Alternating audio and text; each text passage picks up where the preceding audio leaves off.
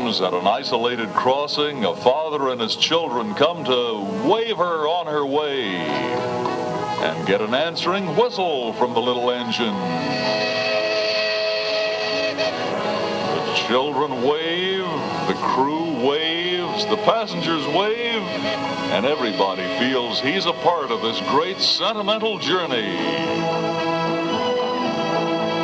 A journey back into the days when the world wasn't quite in such a hurry, and people had time to go down and watch the train.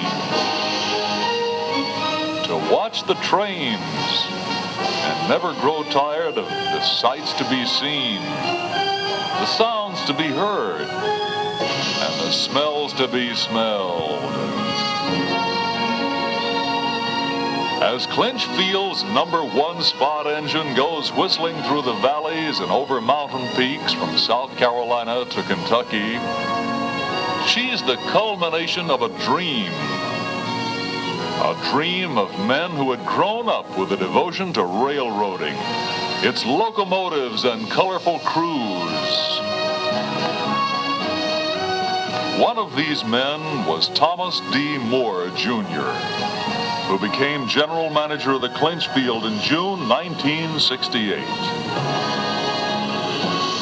His second day on the job, he took a tour of the yards and discovered a treasure. An 1882 vintage 10-wheeler. The engine had sat in the yard at Erwin for 13 years, waiting for a permanent home in a city park. General Manager Moore wondered if she could be restored and maintained as a working member of the public relations staff. He asked P.O. Likens, the Clinchfield's chief mechanical officer, if his department could restore the engine. Mr. Likens, who has a soft spot for steam locomotives and who once worked on #1 as an apprentice, was eager to begin. And his shop force rebuilt #1 in less than 60 days. And then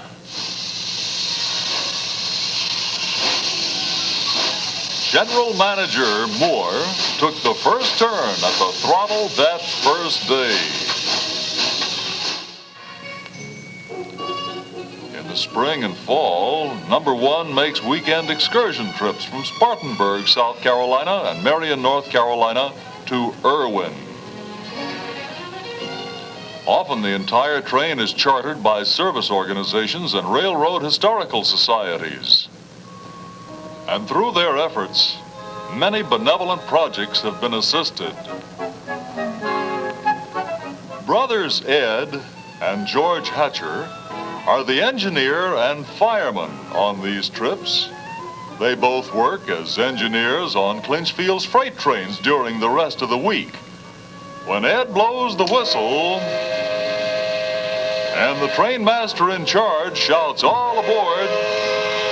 the passengers are about to begin a trip they'll never forget.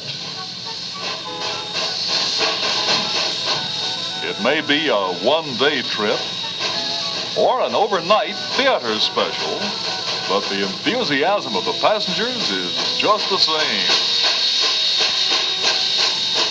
Everybody brings a camera and lots of film. And some bring recorders to capture her great sound. She's been busy making friends for the Clinchfield and enriching the lives of all who were fortunate enough to see her, to hear her, and most of all, to be on board when she leaves the station. But of all the Clinchfield engines, the one that gets the most attention is that 90-year-old 10-wheeler, the Clinchfield Special, affectionately called the Old One Spot by all who love her. Oh, she isn't as big as the others, and she certainly isn't as powerful, except in the art of making people happy. Whenever you feel like taking a trip back into yesterday, come ride with us on the Clinchfield Special, the Old One Spot. A wonderful sound that will live forever.